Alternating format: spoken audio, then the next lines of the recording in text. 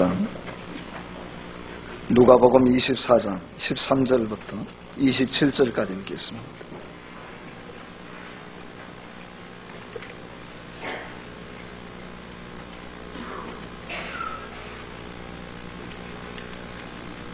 그날에 그들 중 둘이 예루살렘에서 25리 되는 엠마오라 하는 마을로 가면서 이 모든 된 일을 서로 이야기하더라. 그들이 서로 이야기하며 문의할 때에 예수께서 가까이 이르러 그들과 동행하시나 그들의 눈이 가리어져서 그인 줄 알아보지 못하거늘 예수께서 이르시되 너희가 길 가면서 서로 주고받고 하는 이야기가 무엇이냐 하시니 두 사람이 슬픈 빛을 띠고 머물러 서더라. 그 한 사람인 글로바라 하는 자가 대답하여 이르되 당신이 예루살렘에 체류하면서도 요즘 거기서 된 일을 혼자만 알지 못하느냐. 이르시되 무슨 일이냐. 이르되 나사렛 예수의 일이니 그는 하나님과 모든 백성 앞에서 말과 일에 능하신 선지자이거늘 우리 대제사장들과 관리들이 사형 판결에 넘겨주어 십자가에 못 박았느니라. 우리는 이 사람이 이스라엘을 속량할 자라고 바랐노라. 이뿐 아니라 이 일이 일어난 지가 사흘째요. 또한 우리 중에 어떤 여자들이 우리로 놀라게 하였으니 이는 그들이 새벽에 무덤에 갔다가 그의 시체는 보지 못하고 와서 그가 살아나셨다 하는 천사들의 나타남을 보았다 함이라. 또 우리와 함께한 자 중에 두어 사람이 무덤에 가 과연 여자들이 말한 바와 같음을 보았으나 예수는 보지 못하였느니라 하거늘 이르시되 미련하고 선지자들이 말한 모든 것을 마음에 들이밌는 자들이여 그리스도가 이런 고난을 받고 자기 영광에 들어가야 할 것이 아니냐 하시고 이에 모세와 모든 선지자의 글로 시작하여 모든 성경에 쓴 바 자기에 관한 것을 자세히 설명하시니라. 아멘.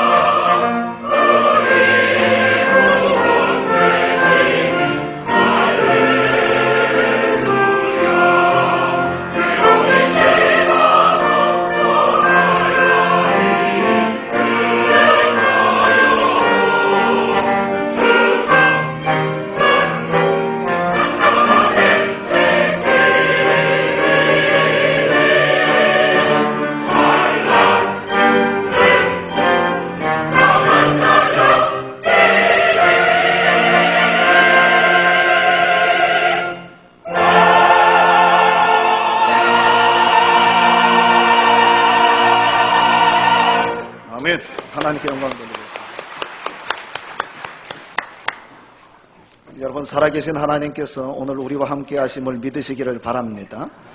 우리가 예배 시간마다 부르는 찬송이 있습니다. 살아계신 주라고 하는 찬양입니다. 다른 제목으로는 주 하나님 독생자 예수라고 하는 찬양입니다. 이 찬양을 작곡한 사람이 빌 게이더라고 하는 사람인데, 그는 미국에서 복음성 쪽에 그래미상을 6번이나 수상한 그런 유명한 사람입니다. 그래서 한간에는 그는 복음성가 계의 빌리 그레이엄이다, 그렇게까지 불리는 사람입니다.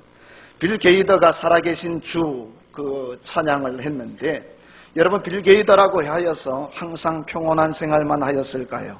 그는 시련과 역경이 없었을까요? 빌 게이더가 이런 고백을 했습니다. 사망 권세에 물리치시고 부활하신 주님은 살아계셔서 지금 우리와 함께 하시고 우리의 소망이 되시고 우리의 갈 길을 인도해 주십니다. 살아계신 주의 내용입니다. 원 제목은 Because He Lives. 그분은 계시기 때문에, 그분이 구원을 해 주셨기 때문에 그런 의미가 되겠습니다. 원래 그는 영어 선생님이었습니다. 그런데 하나님께서 빌 게이더에게 특별한 재능을 주셨습니다. 그것은 음악에 남다른 조예가 있었던 것입니다. 작곡 활동을 하고 작사 활동을 했습니다. 하나님께서 그를 불러주셨습니다. 그래서 영어 선생님을 하던 것을 그만두고 그는 본격적으로 작곡 활동을 시작하게 되었습니다. 그가 여러 어려운 인생길에서 한 고백이 있습니다. 꿈이 산산조각 났을 때, 희망이 다 사라졌을 때, 아무데도 갈 곳이 없을 때 당신은 어떻게 할 것입니까? 그때 언제나 변함없이 당신을 사랑하시는 그분에게 달려가십시오. 하나님의 계획은 나의 계획보다 더 원대합니다. He touched to you. 주님이 당신을 붙들고 있습니다. 주님이 당신과 동행하고 있습니다라고 고백을 했습니다. 오늘 본문에 있는 말씀은 엠마오 도상에서 일어난 사건입니다. 두 제자가 길을 가고 있었는데 갑자기 예수님께서 그곳에 나타나셨습니다. 그런데 두 제자는 예수님인 것을 알지 못했습니다.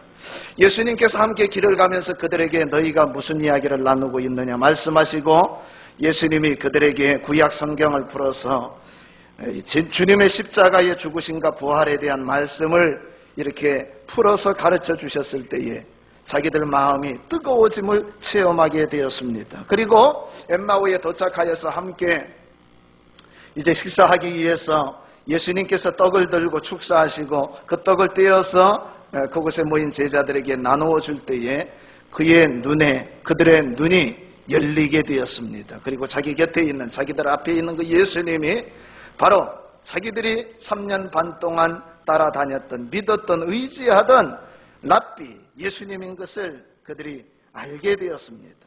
그 즉시 그들은 방향을 바꿉니다. 엠마오에서 다시 유턴하여서 예루살렘을 향하여 올라가는 것입니다. 그리고 예루살렘에 도착한 그들은 사람들을 만나서 우리가 예수님을 만났다, 예수님은 살아계신다, 그러면서 힘차게 증거했던 것입니다. 오늘 저는 이 본문에 있는 말씀을 중심으로 동행이라고 하는 주제로 함께 말씀을 나누기를 원합니다. 오늘 성경은 13절에 보니까 그날에 그들 중 둘이 예루살렘에서 25리 되는 엠마오라 하는 마을로 가면서라고 했습니다. 여기 그날에 하는 말은 예수님께서 부활하신 당일을 말합니다. 그날 여기 두 명의 제자는 여인들로부터 뜻밖의 소식을 들었습니다. 여인들이 이른 새벽에 예수님의 무덤에 찾아갔습니다. 모략과 그들이 예수님의 몸에 바를 것을 준비해서 향품을 준비해서 갔는데 예수님의 시신이 보이지 않았습니다. 그리고 그곳에 천사들이 나타나서 하는 말이 너희들이 찾는 예수는 죽은 자 가운데서 다시 살아나셨느니라. 그리고 너희들을 앞서서 갈릴리로 가실 것인데 갈릴리에서 너희들을 만나기를 원한다. 이것을 제자들에게 가서 전하라고 하는 그런 천사들의 소식을 듣게 된 것입니다. 여인들은 두려워 떨면서 그러나 마음에 기쁨이 넘쳐가지고 숨어 지내는 제자들에게 와서 이 기쁜 소식을 전달을 합니다. 그리고 그 제자들 가운데 두어 제자가 정말 그 여인들의 말이 사실인지 아닌지 확인하기 위해서 무덤에 갔더니 정말 무덤에 예수님의 시체는 보이지 않았던 것입니다. 그러나 여러분, 이 소식을 들은 이 두 제자는 다른 여러 제자들도 마찬가지겠지요. 예루살렘에 머물지 아니하고 그 여인들이 전하는 이 기쁜 소식을 마음에 확신하지 못하고 그들은 엠마오를 향하여 내려가고 있었던 것입니다. 그런 일이 일어나리라고는 아예 생각조차 하지 못하고 있었던 것입니다. 단지 그 두 제자의 생각은 예수님께서 처참하게 여러분 십자가의 처형을 당한 것만을 생각하고 그들은 슬픔에 깊이 잠겨서 근심이 가득 차서 지금 예루살렘을 떠나 엠마오로 가고 있었던 것입니다. 여러분, 그런데 오늘 이 제자들의 이 모습은 오늘 우리의 모습은 혹시 아닐까요? 복음을 듣기는 들었습니다. 성경에 대한 지식이 있습니다. 기독교에 대해서 다른 사람들에게 나누고 가르치기도 합니다. 교회를 다닌 지 꽤 오래된 연륜이 있습니다. 그런데 불행하게도 예수님에 대한 확신은 부족합니다. 고난이 닥치면 말씀대로 살지 못하고 예루살렘을 떠나서 세상을 향하여 내려가기 시작합니다. 여러분, 여기 예루살렘을 떠나는 것은 하나님을 떠나는 것을 말합니다. 예루살렘은 성전이 있는 곳이지요. 예수님의 하나님의 임재가 있고 그리고 하나님이 함께 하시는 곳입니다. 예배가 있는 곳입니다. 항상 성경에 이스라엘 백성들이 예루살렘을 가는 것을 내려간다 말하지 아니하고 올라간다고 말했습니다. 하나님 앞에 예배드리러 올라간다, 하나님을 뵈러 올라간다, 성전에 올라간다고 그렇게 표현을 하고 있습니다. 실제 예루살렘은 해발 약 750m 되는 높은 산지 모리아산에 세워졌습니다. 그래서 올라간다고 말할 수 있겠지요. 그런데 그런 차원에서 이스라엘 백성들이 올라간다고 말한 것이 아니라 감히 죄인이 하나님을 만나기 위하여 예루살렘 성전을 향하여 시온산을 향하여 올라간다고 그렇게 표현을 했던 것입니다. 여러분, 신앙이 무엇이라 생각하십니까? 신앙은 예루살렘을 향하여 올라가는 것입니다. 이와 반대로 내려가는 길이 있습니다. 불신앙의 길입니다. 불순종의 길입니다. 세상과 짝하는 길입니다. 세상 자랑을 쫓아가고 세상의 즐거움을 쫓아가고 쾌락을 쫓아가는 길입니다. 그러나 여러분, 그 길은 처음에는 좋아 보이지만 나중에는 멸망의 길이라고 성경은 경고하고 있습니다. 우리 주님께서 말씀하시고 비유로 드신 선한 사마리아인의 비유 가운데 한 어떤 사람이 예루살렘에서 여리고로 내려가다가 한 강도를 만났는데 그 강도에게 그냥 폭행을 당하여서 그리고 모든 것을 다 빼앗겨서 발가 벗겨진 채로 피투성이가 되어 쓰러져 있는 한 강도 만난 이웃에 대한 이야기를 했습니다. 물론 그 선한 사마리아 사람의 비유의 초점은 사마리아 사람이 그 강도 만난 이웃을 도와주었다고 하는 것입니다. 그런데 우리는 이 본문에 있는 이 비유의 말씀을 통하여서 한 가지 더 생각해 보기를 원합니다. 그가 어떻게 하다가 강도를 만났는지, 그의 재산을 다 빼앗기게 되었는지 하는 사실입니다. 예루살렘을 떠나 여리고를 향하여 내려가다가 마치 아버지의 집을 떠난 탕자가 빈털터리가 되어 집으로 돌아왔던 것과 같이 예루살렘을 떠나 여리고로 내려가던 그가 강도를 만나게 되었고 모든 것을 다 빼앗기게 되었다고 하는 사실입니다. 하나님의 말씀을 듣지 아니하고 불순종한 요나는 욥바 항구로 내려갔습니다. 다시 배를 타고 배 밑창까지 내려갑니다. 그러다가 대풍을 만나고 여러분, 그 바다 한복판에 그 배는 풍랑을 만나서 어려운 고초를 겪게 되었습니다. 바다에 던짐을 당합니다. 요나는 바다 깊이 내려가게 되었습니다. 물고기 뱃속으로 내려갑니다. 그가 고백하기를 내가 지금 산의 뿌리까지 내려갔고 수월의 구덩이, 지옥 구덩이까지 내가 내려가게 되었습니다. 하나님께서 그가 회개하고 하나님 앞에 용서를 구하고 부르짖을 때 그를 불쌍히 여겨서 다시 전직을 회복시켜 주시고 그리고 그를 생안의 축복을 허락해 주었습니다. 오늘 우리가 하나님의 말씀을 떠나 내려가는 인생이 아니라 예루살렘을 향하여 올라가는 인생이 되기를 주의 이름으로 간절히 축원합니다. 그들이 예루살렘을 떠나 엠마오로 내려가게 된 이유가 무엇일까요? 오늘 성경 16절에 기록이 되어 있습니다. 그들의 눈이 가리워져서 예수님인 줄 알아보지 못했다고 했습니다. 눈이 가리워졌다, 영적 장님이 되었다고 하는 말입니다. 슬픔이 그들을 삼켜버렸습니다. 믿었던 예수님이 하루아침에 죽었습니다. 모든 꿈과 희망이 물거품처럼 사라지고 말았던 것입니다. 부활이 믿어지지 않았습니다. 그들은 하나님의 말씀을 불신하고 여러분, 하나님과 그들 사이에 죄의 커튼이 가려지고 말았던 것입니다. 그래서 예수님께서 다시 살아나셔서 사랑하는 두 제자에게 찾아오시고 말씀해 주셨는데도 불구하고 예수님이 오셔서 그들과 동행하는데도 불구하고 예수님인 것을 까마득하게 그들은 알아보지 못했던 것입니다. 그들이 누구입니까? 3년 반 동안 예수님과 함께 생활하던 제자들입니다. 여러분, 오늘 우리는 좀 다른 것 같습니까? 이성적으로, 학문적으로, 과학적으로, 경험적으로 접근을 하기 시작하면 부활하신 예수님이 보이지 않는다고 하는 사실입니다. 눈이 가리워져서 하나님의 뜻은 깨닫지 못하고 정반대의 방향으로 내려가게 되는 것입니다. 여러분, 우리가 어쩌다가 실수해서 엠마오로 내려갈 수가 있습니다. 뜻하지 아니하는 사건에 봉착을 하게 되고 십자가가 너무 무거워 도피할 수도 있는 것입니다. 그러나 거듭 반복해서 엠마오로 내려가는 사람에게는 신앙의 문제가 다분히 있다는 것을 여러분 기억하시기를 바랍니다. 오늘 성경 25절에는 이르시되 미련하고 선지자들이 말한 모든 것을 마음에 더디 믿는 자들이요 그리스도가 이런 고난을 받고 자기의 영광에 들어가야 할 것이 아니냐 하시고 이에 모세와 모든 선지자의 글로 시작하여 모든 성경에 쓴 바 자기에 관한 것, 예수님에 관한 것을 자세히 설명하십니다. 여기 모세의 글과 선지자의 글은 무엇을 말할까요? 구약 성경을 이야기하는 것입니다. 구약 성경은 장차 오실 메시아 그리스도에 대해서 예언되어 있는 말씀입니다. 그런데 그 두 제자는 구약 성경에 예언되어 있는 그리스도가 고난을 당하고 다시 살아나실 것에 대해서 예언되어 있음에도 불구하고 하나님의 말씀을 깨닫지 못했던 것입니다. 여러분, 언제 우리 눈이 가려질까요? 영적인 장님이 될까요? 하나님의 말씀에 대해서 무지할 때입니다. 언약의 말씀을 불신할 때입니다. 그렇다고 하면 사울의 눈에서 비늘 같은 것이 벗겨져서 보게 되고 두 제자의 눈이 가려졌다가 열려져서 예수님을 알아보고 그들이 큰 체험을 하게 되고 이와 같은 영안이 열리는 축복, 주님이 나와 함께 하시고 나와 동행하신다고 하는 임마누엘의 체험의 삶을 살아가기 위해서는 어떻게 해야 좋을까요? 하나님의 말씀을 들어야 합니다. 그것도 신구약 성경에 예언되어 있는 예수 그리스도에 대한 말씀을 열심히 들어야 합니다. 로마서 10장 17절 말씀에 믿음은 들음에서 나며 들음은 그리스도의 말씀으로 말미암느니라. 저를 한번 따라합니다. 믿음은 들음에서 난다. 주님의 말씀을 들을 때 믿음이 생기고 주님의 말씀을 들을 때 믿음이 자라고 주님의 말씀을 듣는 사람에는 주님이 주시는 평안과 기쁨이 넘치게 되고 주님의 말씀을 듣는 사람의 가슴은 마음은 뜨거워지고 주님의 말씀을 들을 때 승리하고 형통하게 된다고 하는 말씀입니다. 여러분, 다른 방법을 찾지 마시기를 바랍니다. 예수님께서 두 제자에게 찾아오셔서 이적을 나타내실 수도 있어요. 특별한 능력을 행사하실 수도 있어요.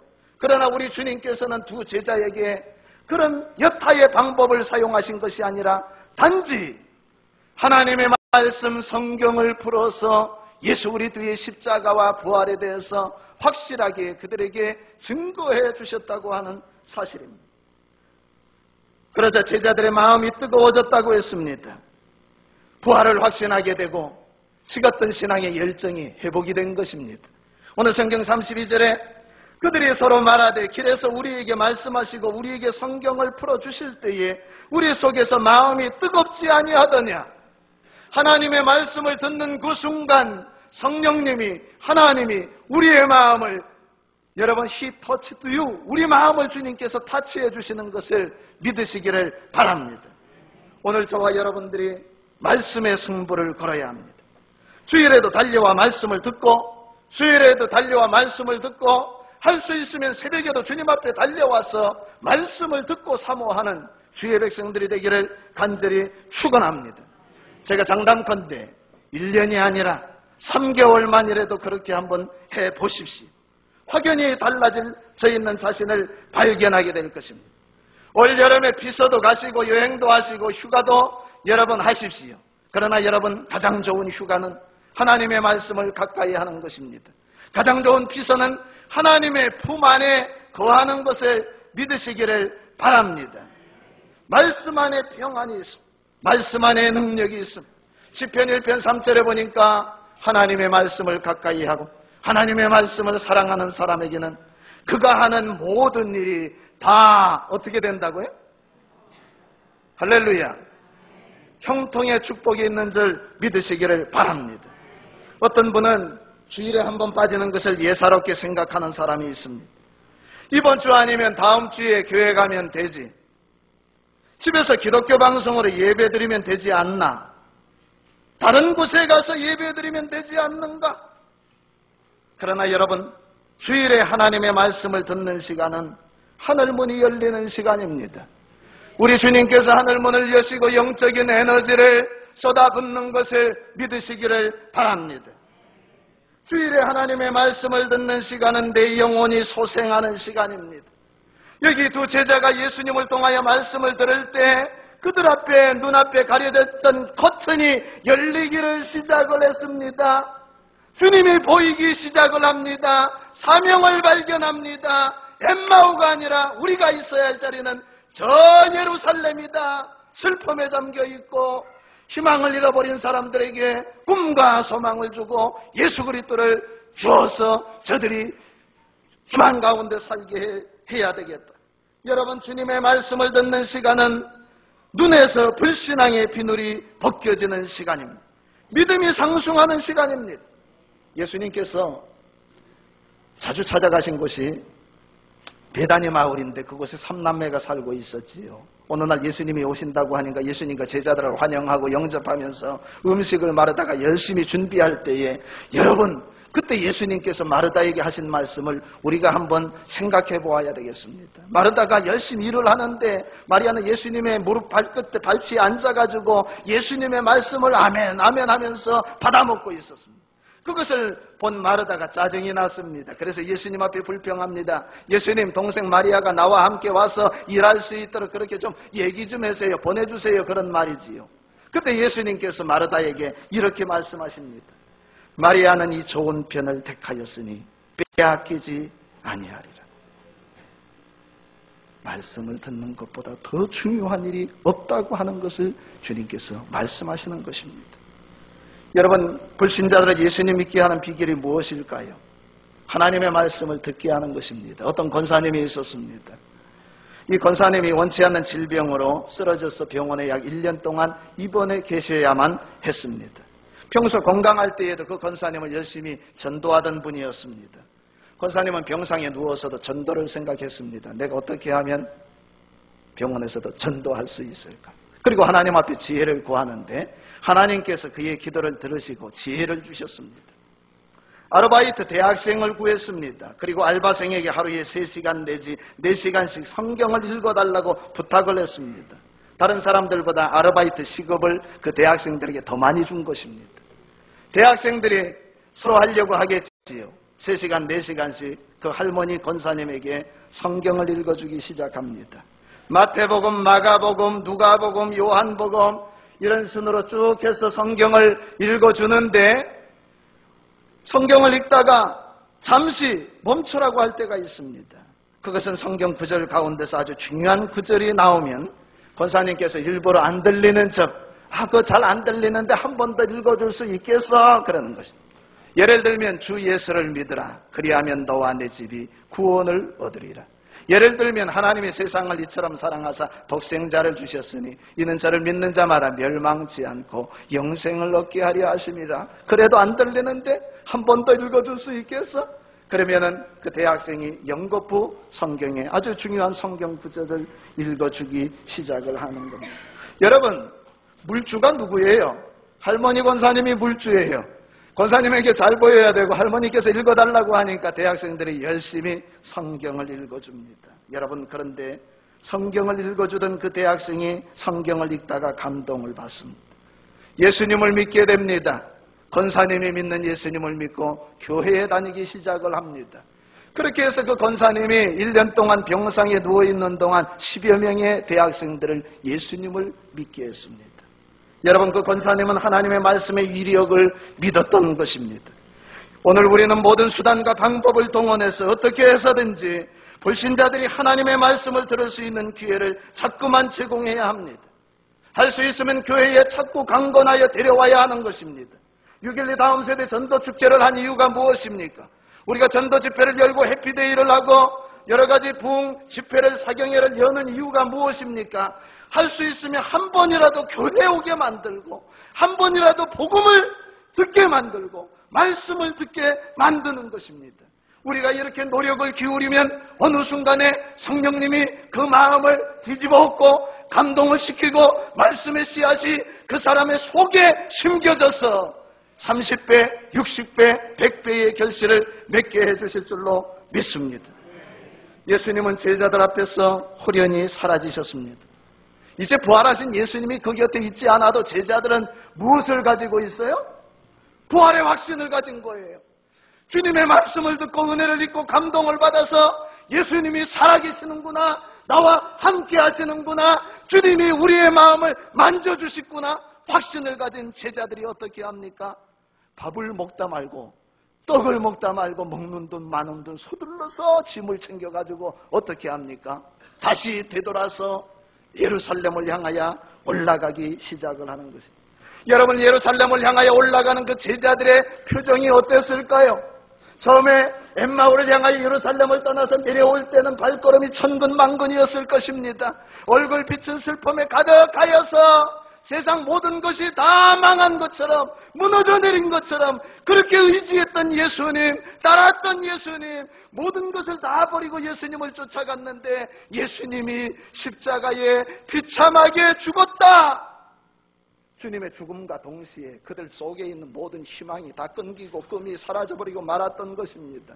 그렇게 해서 슬픈 빛을 띠고 내려왔던 그 제자들이 부활하신 주님을 만나고 주의 음성을 듣고 용기 100배에서 마음의 기쁨이 넘쳐서 얼굴 표정이 어땠을까요? 말하기 싫으면 하지 마세요. 어땠을까요? 기쁨이 충만해서 은혜가 넘쳐서 내려올 때는 발걸음이 너무너무 무거웠는데 올라갈 때는 어땠을까요? 예, 물찬제비처럼 빨리 올라가서 이 기쁜 소식을 제자들에게, 사랑하는 성도들에게 알려주어야지, 이 기쁜 소식을 사람들에게 전해야지, 그러면서 올라갔을 것입니다. 그리고 예루살렘에 도착한 그들이 크게 외쳤을 것입니다. 우리가 예수님을 만났다. 예수님은 살아계십니다. 할렐루야. 사랑하는 여러분, 우리가 연약하여 엠마오로 내려갈 때에도 주님은 우리와 동행하십니다. 우리가 불신앙의 눈으로 눈이 가려져서 주님을 알아보지 못하는 순간에도 예수님께서는 우리와 동행하십니다. 우리가 주님을 떠날지언정 결코 주님은 우리를 버리거나 떠나지 않는다는 사실을 기억하시기를 바랍니다. 옆 사람에게 얘기합니다. 절대 당신은 혼자가 아닙니다. 이렇게 얘기합니다.